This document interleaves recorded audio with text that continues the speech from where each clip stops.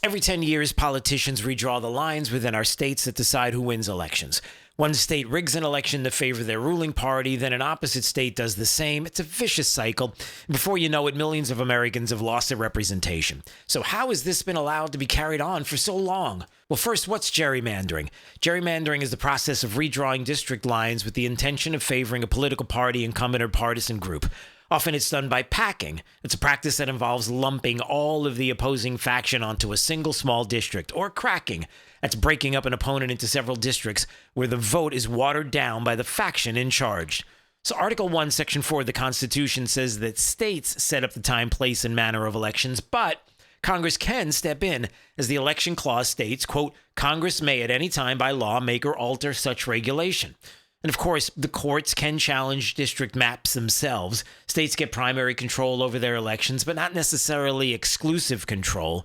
The very slippery problem in all of this is that nowhere in the Constitution are there overt protections against partisan gerrymandering and outright voter suppression, aside from Article 1, Section 4.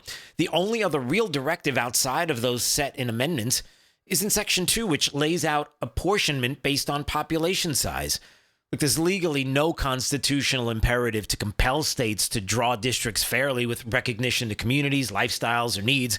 And so you see examples like what occurred in Virginia in April of 26. The Democratic leadership in charge took a state which geographically votes like this and both packed Republican communities into a single district while also cracking several Republican areas to be dominated by Democrat-run cities. This is much the same issue which has plagued California for years. It's a state that votes regularly 40% Republican, but only has 7 Republican representatives in a state that sends 52 representatives to Congress. So what could be done to stop such an unfair practice?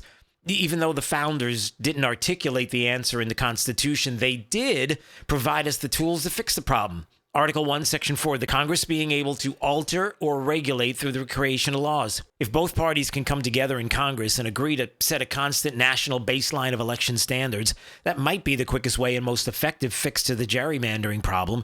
Expecting the parties to come together on anything is a big ask, but with a gerrymandering civil war seeming bubbling between red and blue states, it might be time for both sides to consider not how they can win this fight, but stop the fighting for the American people's sake.